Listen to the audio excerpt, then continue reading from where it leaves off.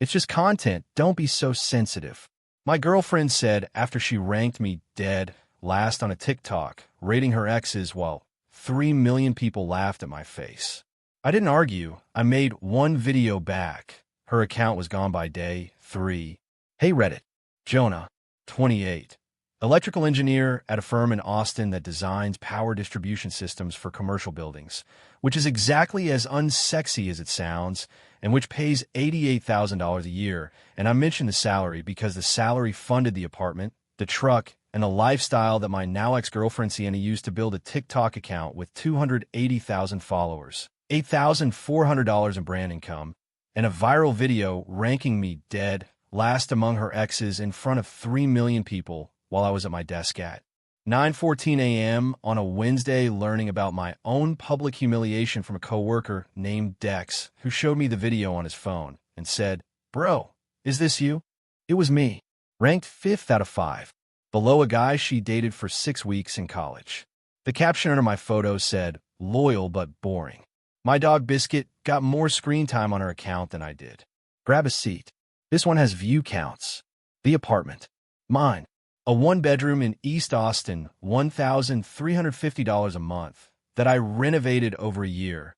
New backsplash, refinished the hardwood, mounted floating shelves in the living room, replaced the bathroom vanity, installed under-cabinet lighting in the kitchen that makes the countertops glow in a way that is subtle and warm, and that I did for myself, because I like the way light hits quartz at 7 p.m., and that Sienna used as the backdrop for approximately 140 videos because the lighting, in her words, was chef's kiss for the algorithm. My kitchen was her studio.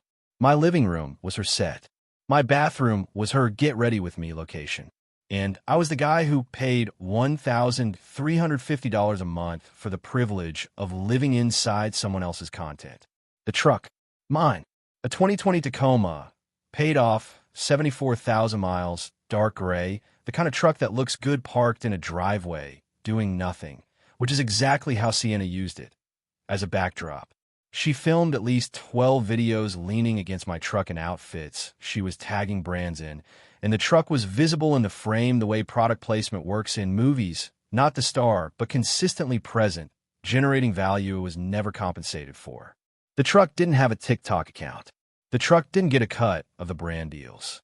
The truck was a prop, and the prop's owner was ranked 5th out of 5 and described as boring by the woman who used it as set dressing.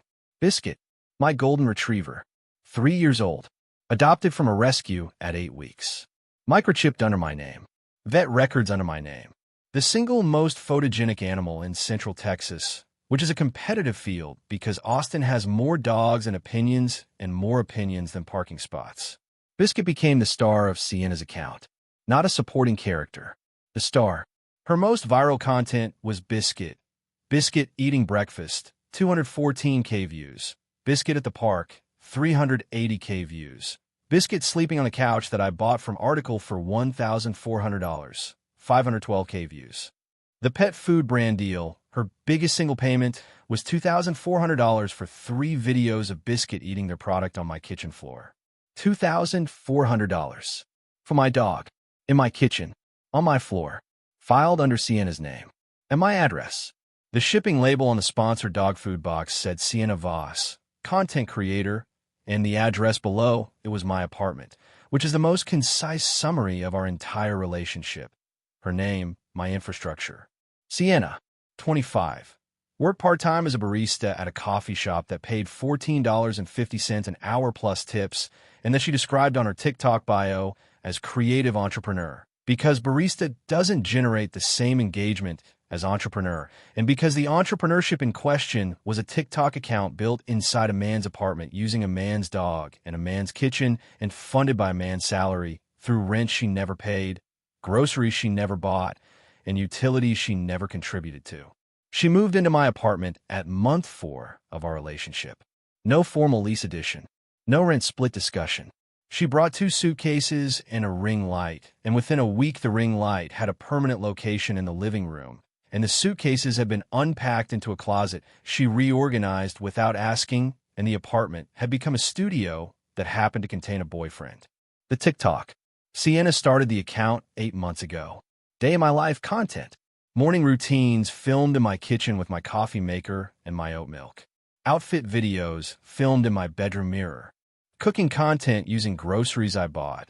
On a stove I cleaned with utensils I owned. She grew fast because the content looked aspirational. Clean apartment, aesthetic lighting, beautiful dog, curated lifestyle. The lifestyle was mine. The curation was hers. The followers, 280,000 of them, believe the life on screen belonged to the woman on camera because that's how content works. The person in the frame owns the narrative even when they don't own anything in it. I was never on camera, never tagged, never mentioned. She edited me out of a video once, a cooking clip that hit 890K views where I was visible in the microwave door reflection, just my arm and shoulder passing behind her. She re-uploaded it the next day, cropped tighter, my reflection gone. I asked about it. She said, "My audience doesn't know about you. It's cleaner that way. Cleaner." As if my presence in my own kitchen was a smudge on a lens. She repositioned camera angles to avoid mirrors. Removed a framed photo of us from the shelf that appeared in her background. I was being systematically erased from my own apartment by a woman who lived in it for free. The monetization. At 100K followers, month 5, the brand deal started. A skincare company, $1,200 per post. A clothing brand, $800 per Instagram story crosspost. The pet food company, $2,400 for 3 videos featuring Biscuit. Total brand income over 3 months, $8,400.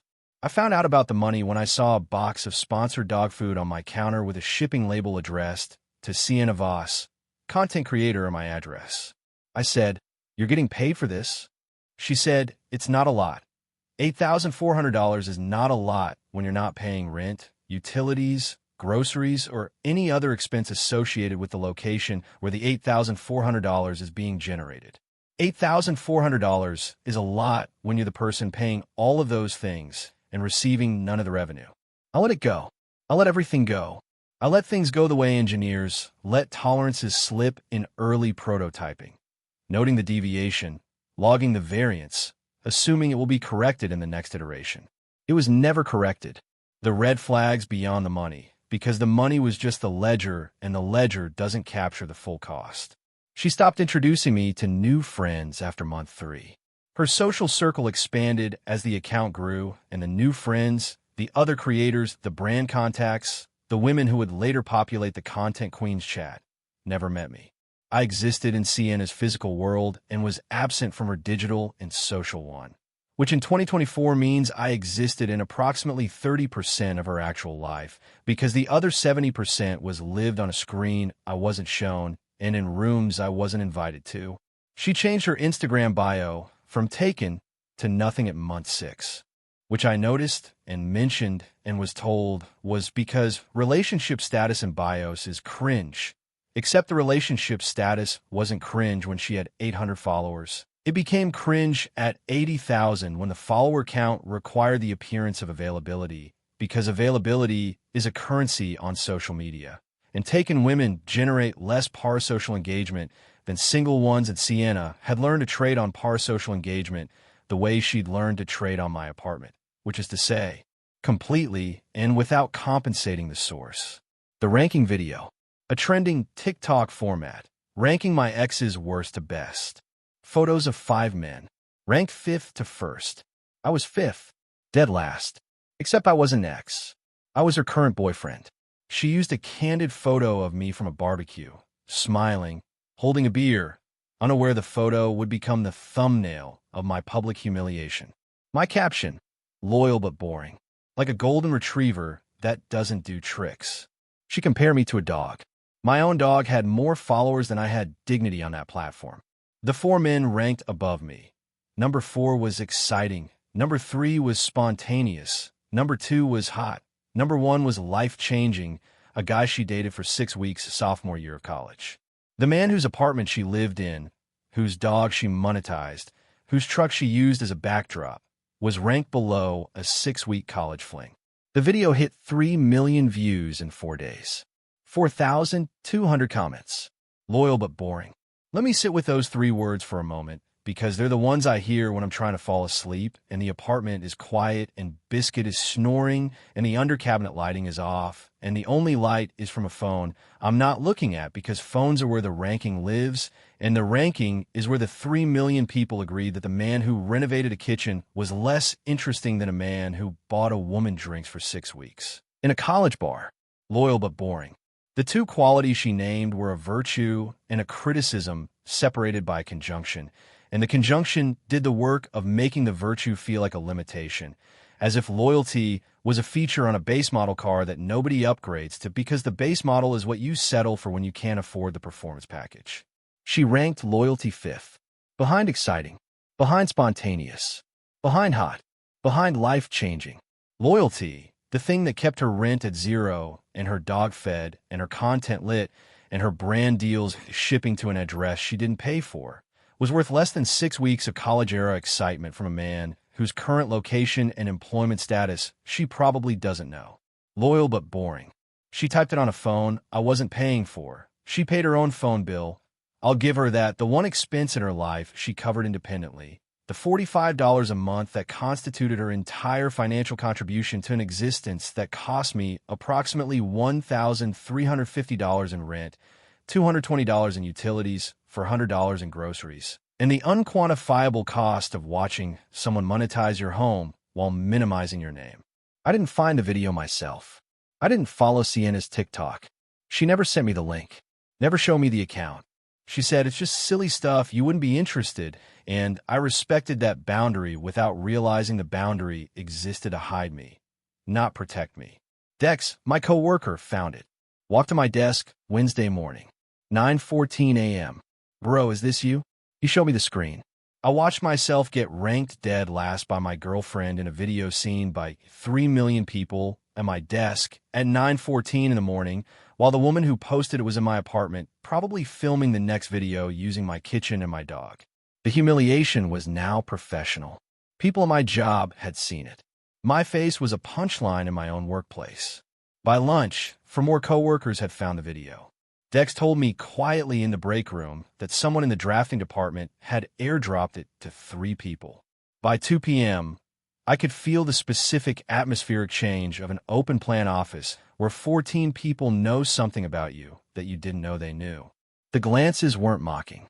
They were worse, sympathetic. Sympathy from coworkers is the professional equivalent of a Hallmark card you didn't ask for. It confirms the pain is visible, and it confirms you can't hide it, and it confirms that the woman who ranked you 5th out of 5 and called you boring has now affected your standing in the one place where you are not boring, where you were competent and valued, and where your name was associated with power distribution designs and not with a TikTok ranking that compared you unfavorably to a man who dated your girlfriend for 6 weeks in 2019 and who is apparently more life-changing than the man who installed her under-cabinet lighting. The comments section, 4,200 comments. The top comment, 11K likes. Girl, leave the golden retriever man and go find number 1 again. Sienna hearted it. She hearted 34 comments total. All 34 were about me. None were kind. The NPC boyfriend hearted. Human background noise hearted. Girlie looks like he'd explain cryptocurrency at a party. Hearted, plus a reply. LMAO, he actually does this. She turned the comment section into a collaborative roast of her current boyfriend, endorsing each insult with a red heart, 1 at a time, 34 times, while sitting on my couch in my apartment, scrolling through reactions to a video that used my face without my consent to entertain 3 million strangers. I confronted her that evening. She was on my couch, wearing my hoodie, a $42 Carhartt, biscuit between us, in the apartment that generated her content empire. I showed her the video on my phone. She didn't apologize. She said, it's just content. Don't be so sensitive. Just content. The defense of every creator who has crossed a line they can't see because the engagement metrics have replaced their moral compass. She explained the ranking was a trend, that she didn't mean it literally, that 3 million views means the algorithm liked it and therefore the content was good, and my hurt was a sensitivity problem, not a content problem. She made me feel like my pain was a bug in her engagement funnel. Then she doubled down. The next day, she posted a follow-up. Caption, My BF saw the ranking LOL. Her on camera, fake cringe, hand over mouth. The performance of guilt that is actually a content strategy because boyfriend saw the embarrassing video is a sequel the algorithm rewards. 1.8 million views. The comments section. Girl update us when he leaves. The boring ones always find out last. She ranked him last, and he's still there? NPC confirmed. She turned my pain into a content arc. Episode 1. The ranking. Episode 2. The reaction. I was a character in a series about being humiliated, and the series was performing well, and the performance was funded by my face and viewed by 4.8 million people across 2 videos. The group chat. Content queens. 7 women. Screenshots leaked to me through Dex's girlfriend, who is tangentially in Sienna's circle. Sienna's message. He's literally so mad about the ranking. It's content. You should be grateful for the exposure, LOL. Mika. Girl, the video is iconic. If he can't handle it, that's a him problem. Della. My ex would have been flattered to get 3M views. Your man is just insecure. They framed my appropriate response to public humiliation as insecurity and the 3 million views as a gift I should be grateful for. The group chat would become evidence. I didn't argue, didn't yell, didn't post a rant. I went to the bedroom, sat at my desk, and opened my laptop. I am an electrical engineer. I build systems. The system I built that night was a TikTok video, and I built it with the same precision I bring to power distribution designs. Organized, sourced, and non-negotiable. I worked from 11 p.m. to 2:47 a.m. 3 hours and 47 minutes. The same amount of time I'd spend designing a load calculation for a 400 amp service panel, which is coincidentally the same level of precision I brought to the video. I organized the evidence chronologically. Screenshots sorted by date. Brand deal documentation with amounts visible. The cropped microwave reflection before and after, side by side. The 34 hearted comments, each one captured with her username and the red heart visible. The Content Queen's chat with names visible because the names were relevant and because the women who called my pain a him problem deserve to be part of the solution. I reviewed the video 4 times before posting. Checked every screenshot for accuracy. Verified every dollar amount. Confirmed every timestamp. I am an engineer. I don't submit work that hasn't been checked. The video was the most thoroughly reviewed deliverable I've ever produced. And I've produced 94-page technical reports that got less scrutiny than this 3-minute and 41-second correction of a woman who ranked me last and hearted the comments that agreed. The video, 3 minutes and 41 seconds. No face on camera. Text on screen with my voice narrating calmly over it. Title: My girlfriend ranked me last in a viral TikTok. Here's what she didn't show you. The video walked through everything. She lives in MY apartment, rent-free. The dog is mine, adopted, microchipped, vet registered under my name. The kitchen is mine. The truck is mine. The brand deals, $8,400, were filmed in MY home using MY dog. She cropped my reflection out of video and said, "It's cleaner." She hearted 34 comments roasting me. Every claim had a screenshot. Every screenshot had a timestamp. I included the brand deal shipping label, Sienna Voss, content creator, at MY address. I included the pet food invoice, redacted, but showing the $2,400 amount. I included her follow-up video, screen recorded, with the comments section visible. I included the Content Queen's screenshots. He should be grateful for the exposure. I included every single one of the 34 hearted comments, scrolling slowly, red heart visible next to each insult. Final text on screen, white on black. She said it's just content. This is my content. One video. No ranking. Just receipts. I posted it at 11 p.m. on a Thursday from an account with 240 followers. The algorithm did the rest. The response video was pushed to the same audience that watched the ranking. The people who laughed at Slide 5 were now watching the man from Slide 5 present evidence with the composure of an engineer delivering a technical report. 12 hours, 800K views. 24 hours, 2.1 million. 48 hours, 4.7 million. Day 3, 6.2 million views. My one video outperformed her entire account. The comments section flipped overnight. This man was her whole set, and she ranked him last.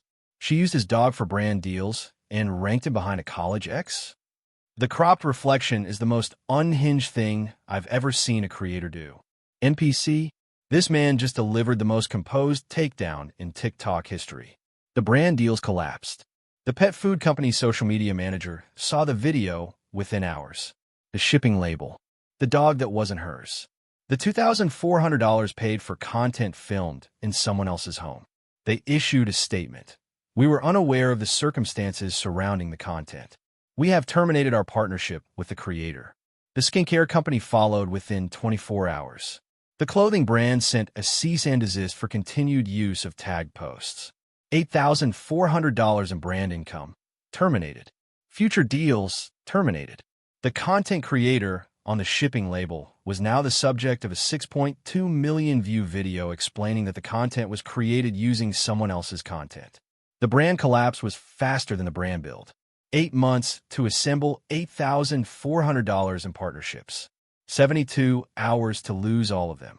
The pet food company's termination statement was shared 14,000 times, which meant the termination itself became content, which meant the brand was now generating engagement from ending a relationship with a creator rather than maintaining one, which is the corporate version of the ranking video.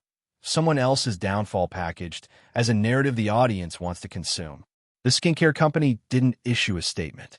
They simply removed all tag posts from their page and unfollowed Siena's account, which in influencer economics is the equivalent of changing the locks. Except the locks are algorithmic and the key is a follow button, and the follow button was revoked at 2:47 p.m. on a Friday, while Siena was at Mika's house strategizing a response to a situation that no longer had a strategic solution because the strategy had been documented, published, and viewed by 6.2 million people who were not interested in the strategy and very interested in the documentation. The Stitches. A relationship creator with 1.2 million followers stitched the ranking video next to my response. She used his apartment as a studio, his dog as talent, and his face as a punchline. This isn't content creation. This is exploitation with a ring light. 3.4 million views. A financial TikToker calculated the value of my contribution. Rent-free housing, $1,350 x 8 months equals $10,800. Dog as content prop, $2,400 direct. Kitchen and truck as set, estimated $4,000 in content value. Groceries during filming, estimated $2,400. Total, approximately $19,600 in unreimbursed value extracted over 8 months. That video got 1.8 million views. My title changed from NPC boyfriend to the most undervalued man on TikTok in 72 hours. Day 2. Siena's comment sections on all her videos were flooded. Not just the ranking. Every video. The cooking videos. That's not your kitchen. The dog videos. That's not your dog. The apartment tours. That's not your apartment. 8 months of content was being annotated by millions with the truth she'd been cropping out. Her engagement rate dropped from 4.2% to 0.8% because the engagement was hostile and hostile engagement trigger suppression. Day 3. Siena deleted the ranking video. The follow-up went private. But going private after going viral is like closing the barn door after the horse has been screen recorded by 6 million people. The ranking video was re-uploaded by at least 40 reaction channels. Her face, her voice, loyal but boring. Her hearted comments, all permanently archived. She deactivated the account. 280,000 followers. 8 months. $8,400. Gone. Not deleted by TikTok. Deleted by Siena, because the account built on invisible labor became uninhabitable when the labor became visible. The Content Queens group chat leaked fully. Someone in the group, suspected Della, who'd been uncomfortable from the start, screenshotted the entire thread and routed it through 2 people to Dex to me. I posted a 47-second follow-up. Just screenshots scrolling. He should be grateful for the exposure. That's a him problem. The celebration of 3 million views by 7 women while the man in the video was being shown his own face by a coworker at 9:14 a.m. 2.8 million views. The Content Queen's chat became a meme format. People screenshotting their own group chats with the overlay POV. You're a content queen and the content just found you. The breakup. I didn't do it with words. I did it with a deadbolt. $47 at Home Depot. While Sienna was at Mika's strategizing her response, I packed her things into 3 suitcases, boxed her ring light, tripod, and camera equipment, and set everything on the porch. Changed the lock. Texted once. Your things are on the porch. Biscuit stays. The apartment stays. The locks don't. She came back and tried to film it. Pulled out her phone on the porch. POV. My boyfriend kicked me out over a TikTok. I opened the door, saw the camera, and said, if you post that video, I'll post the lease showing this is my apartment, the vet records showing Biscuit is my dog, and the brand contracts you signed using my address without my consent. She put the phone down. The content creator's weapon was neutralized by the threat of more content. She took the suitcases. She did not film the departure. The apartment after she left was different in ways that were immediate and ways that were slow. Immediate. The ring light was gone from the corner of the living room where it had stood for 8 months like a third roommate that consumed electricity and produced nothing except the illusion that a barista was a lifestyle influencer. The tripod hole in the carpet was still there, a circular indentation from 8 months of daily positioning. And I looked at it and thought about the number of videos that were filmed on top of that circle and the number of dollars those videos generated and the number of times I walked past the tripod on my way to the kitchen to cook dinner that she would eat and not post, and that would fuel the body that would stand on the circle the next morning and film another video and kitchen that. Didn't belong to her and never would. I vacuumed the spot. The indentation stayed for about a week, and then the carpet fibers recovered, which is more than I can say for the engagement rate of the account that used to stand on them. Slow differences. The bathroom had shelf space again. The closet had hangers. The refrigerator held groceries I chose rather than groceries that photographed well. The mirror in the bedroom, the one sheet angled to avoid catching my reflection. I moved it back to where it was before she adjusted it, facing the room, reflecting everything in it, including me, because I live here and my reflection belongs in my own mirrors and nobody is cropping me out of my own home again. She tried to take Biscuit. He's basically mine. He's in all my videos. I showed her the adoption papers, the vet registration, the microchip record. All my name. Biscuit was not basically hers. Biscuit was legally, documentedly, and microchiply mine. She cried. Not about me. Not about the relationship. About the dog. The dog was 280K followers' favorite character. The dog was the $2,400 brand deal. The dog was the content. And the content was staying with the man who adopted it, fed it every morning, and never once pointed a ring light at it for profit. Monday morning. The office. 14 co-workers had seen everything. The ranking, the response, the group chat. They weren't mocking me. They were supporting me with the limited emotional vocabulary available to men in technical fields. A nod, a rough man, a coffee on my desk with no note. Briggs sent a Teams message. Your dog is cute and your ex is not, which is the most emotionally complex sentence Briggs has ever typed. Hendricks, my boss, called me in. 56 years old. Doesn't have TikTok. I saw something online about you. I don't understand TikTok, but I know what public humiliation looks like. You have the support of this office. If she contacts you here, let me know. Hendricks, offering dad energy in a conference room. 2 clients mentioned the video in meetings. Not to embarrass, to acknowledge. One said, you handled that better than anyone I've ever seen handle anything on the internet. The other, my daughter, showed me the video. She said you're the only man on TikTok who made a video without yelling. My calm, factual approach was being recognized as a professional skill deployed in a personal context. Dex came over that weekend, brought beer and barbecue from a place on South Congress that charges $19 per pound of brisket, which is Austin pricing, and which Dex considers a reasonable cost for the privilege of eating smoked meat with a friend who just publicly dismantled his ex-girlfriend's TikTok career using the same evidence-gathering methodology he applies to electrical fault diagnosis. We sat on my couch. Biscuit between us. Dex said, "The video. The one you made. How long did it take?" I said, 3 hours and 47 minutes. He said, "She spent 8 months building 280K followers. You spent 3 hours building a video that got 6.2 million views. That's the most efficient engineering I've ever seen outside of a power plant." I said, "The inputs were better."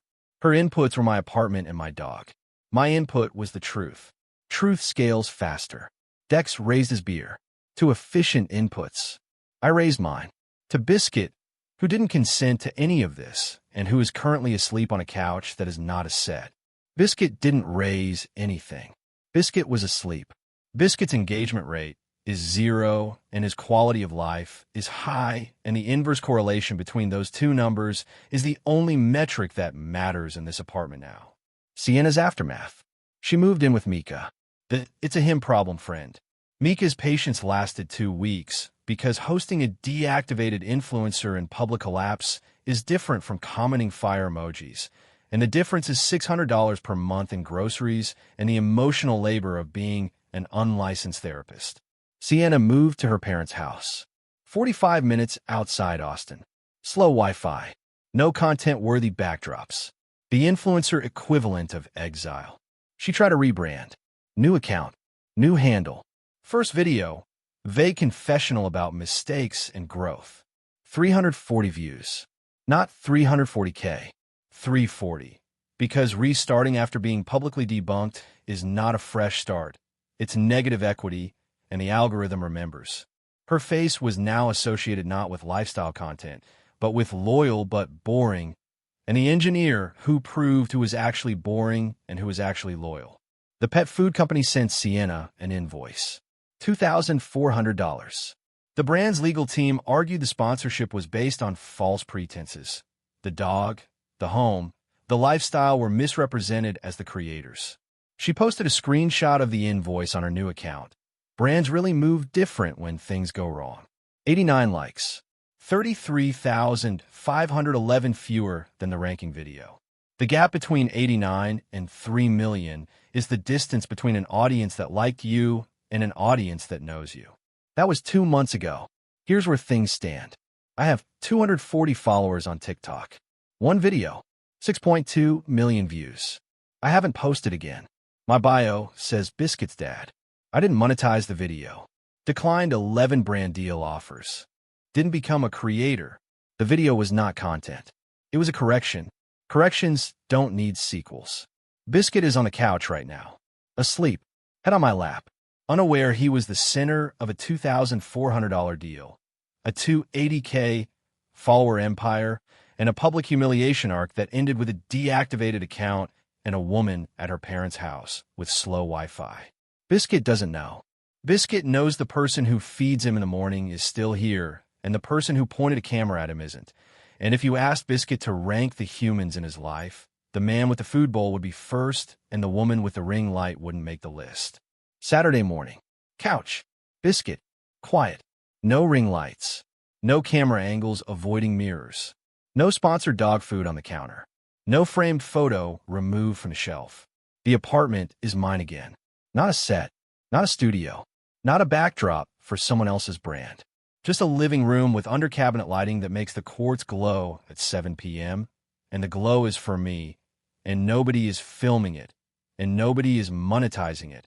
And nobody is ranking the man who installed it behind a 6-week college fling in front of 3 million people. The glow is mine. The dog is mine. The truck is mine. And the one video, the only video, the correction that outperformed the empire is mine too. And it's staying up, not as content, but as a receipt. And receipts don't expire, and algorithms don't forget, and 6.2 million people saw the truth, and the truth was 3 minutes and 41 seconds long, and the truth didn't need a ring light. She said it's just content. She was right. It was content. Mine was better. If this story hit close to home, drop a like, subscribe, and share your own in the comments. We'll catch you in the next one.